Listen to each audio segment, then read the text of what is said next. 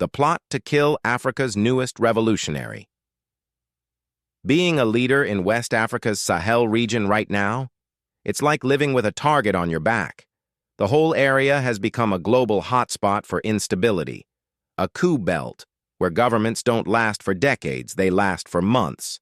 Since 2020, we've seen military takeovers in Mali, Guinea, Niger, and not once, but twice, in Burkina Faso. But for Burkina Faso's current leader, Captain Ibrahim Traoré, the threat isn't just another coup. His government says he's been the target of one assassination plot after another, including some pretty sophisticated poisoning attempts. And they claim this isn't just an internal power struggle. The ruling junta in Burkina Faso is pointing fingers, and they're pointing them right at their old colonial ruler, France, which is fanning the flames of speculation about whether other Western powers, like the CIA, are involved too. This is the story of a young, revolutionary leader's fight to stay alive, a nation at a crossroads, and a bombshell accusation that there's a geopolitical conspiracy trying to keep a resource-rich part of the world under foreign control. So, why would anyone want Captain Ibrahim Traoré dead? Well, first, you have to understand who you're dealing with. At 37, he's the second youngest head of state on the planet, a charismatic but serious guy who grabbed power in September 2022. He wasn't even the first to lead a coup that year. He actually overthrew another military leader who had kicked out the elected president just 8 months earlier. Traoré's reason was simple. The government was failing, badly, to stop the wave of jihadist violence tearing the country apart. But Traoré did more than just promise to get security under control. He started talking in a way that leaders in that region haven't dared to since the 1980s. He talked about sovereignty, about dignity, and about finally breaking the chains of neo-colonialism. He basically cast himself as the next Thomas Sankara, Burkina Faso's legendary revolutionary leader who was assassinated in a 1987 coup. And his actions were just as loud as his words. One of his first moves was to cut military ties with France, ordering hundreds of their special forces who had been there for years to pack up and leave. He said Burkina Faso was looking for win-win partnerships, not relationships that felt like a hangover from the colonial days. He booted French-funded news channels, saying they were spreading lies about the security situation. Then, he went after the nation's huge mineral wealth, especially its gold, announcing plans to build the country's first-ever refinery to process it at home instead of shipping it out raw and cheap. This defiant, anti-imperialist posture made him a hero for young Africans all over the continent. They saw a leader finally standing up to foreign powers. But it also put him on a collision course with some very powerful international interests, especially France, which has always held a lot of sway over its former West African colonies. When you're a leader charting a course this radical, the enemies are often closer than you think. Since he took power, Traoré's government has claimed it's stopped multiple coup plots and assassination attempts. Now, the details are often tightly controlled by the junta, so they can be hard to verify on your own. But a clear pattern is emerging: betrayal from within, often with alleged ties to forces on the outside. In September 2023, the government went public, saying it had foiled a major coup, arresting 4 officers and putting out warrants for 2 others.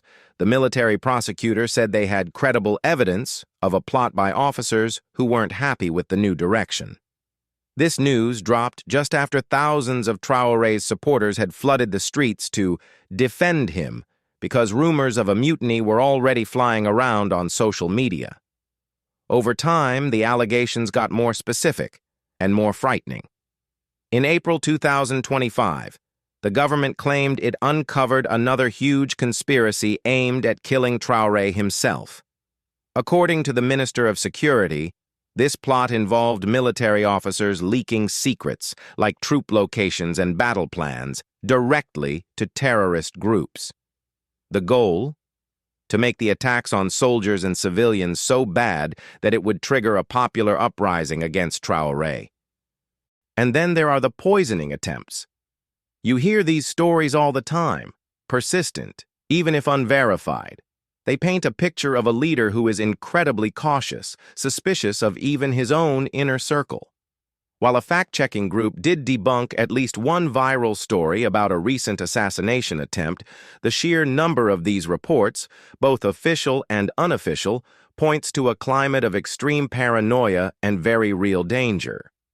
The government itself has pushed these stories, talking about conspiracies that involve everyone from top military officers to family members, all supposedly trying to bring back a more pro-Western government. The junta isn't being shy about who they think is pulling the strings. In one public statement after another, Captain Traoré and his ministers have flat-out accused France of running a campaign to destabilize his country. In July 2024, Traoré said he had evidence and even audio recordings of French agents working out of neighboring Benin to coordinate with terrorist groups. He also claimed that a major center of operations for messing with Burkina Faso was based in Abidjan, the economic capital of Côte d'Ivoire, another one of France's key allies. Of course, both France and Côte d'Ivoire deny all of this. These are explosive charges, but they aren't coming out of nowhere. They tap into a deep, historical anger across the Sahel about French interference, a system people often call France-Afrique. For decades, France kept its influence through military deals, economic control like the CFA franc currency, and cozy relationships with political elites. And leaders who dared to challenge that system, like Thomas Sankara, often ended up dead. This is why Traoré's accusations, even without a smoking gun, hit so hard with his supporters. They don't see these alleged plots as random events. They see them as the latest battle in a long, bloody war for real independence. So what about the CIA? Let's be clear. There is zero direct evidence of the CIA being involved in any plot against Traoré. But the United States has had a big, if quiet, security presence in the Sahel for a long time. They've had drone bases in Niger for regional surveillance and have partnered with local armies. As Burkina Faso and its neighbors turn away from the West, Washington's strategic interests are definitely taking a hit. The end of military cooperation with Niger, for instance, was a huge blow to American counterterrorism efforts. The official U.S. line is all about fighting terrorism, but history shows that American intelligence agencies have a record of moving against leaders they see as unfriendly to U.S. interests, like what happened with Kwame Nkrumah in Ghana back in the 60s. For now, any CIA involvement is pure speculation, but on the high-stakes chessboard of the Sahel, it's a possibility that no one in the region is willing to dismiss. What do you think? Are these accusations of foreign interference legit? Or is this just a smart tactic by a military government to rally support and hold on to power? Let us know what you're thinking in the comments below. Faced with betrayal at home and what he sees as aggression from abroad, Traoré didn't just sit back. He's engineered a massive geopolitical shift. In September 2023, Burkina Faso, along with the military governments in Mali and Niger, formed the Alliance of Sahel States, or AES. What started as a mutual defense pact has quickly morphed into a full-blown confederation. In January 2025, all three countries officially quit ECOWAS, the main West African regional group, which they blasted as a puppet for foreign powers, especially France. This move has completely fractured the political map of West Africa. The AES is building its own world, and fast. They've announced plans for their own common currency to ditch the French-backed CFA franc, launched a confederal bank to fund their own projects, and created a joint military force to fight the insurgencies on their own terms. This new alliance has turned decisively toward new friends. Russia has become a go-to security partner, providing military support and training, and Turkey is also getting more involved. Traoré's pivot couldn't be clearer. If the West won't offer a partnership of equals, the Sahel will find someone who will. This has turned the region into a new arena for geopolitical competition, where the US, Europe, Russia, and China are now all openly in the game. The story of the plots against Ibrahim Traoré isn't just about palace intrigue and alleged poisonings. It's the story of an entire region in open revolt against a post-colonial system that for 60 years has brought them neither stability nor prosperity. Are the junta's claims backed by the kind of hard proof you could take to an international court? Not yet. But that might not even be the point. The accusations themselves are a political weapon, a declaration that the old rules are dead. Traoré and his allies are making a huge bet that by kicking out French troops, finding new partners, and taking control of their own resources, they can succeed where decades of Western-led policies have failed. He's fighting a war on two fronts, a brutal insurgency out in the countryside, and a shadow war against enemies both inside and outside his borders. Will this revolution be snuffed out, just like Sankara's was?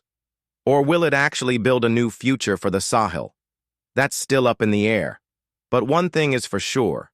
The fight for Burkina Faso's soul is a fight for the future of West Africa. And the world has no choice but to watch. Thanks for watching. If you found this analysis insightful, do us a favor and hit that like button, subscribe for more deep dives into what's really going on in the world, and ring that notification bell so you never miss what's next.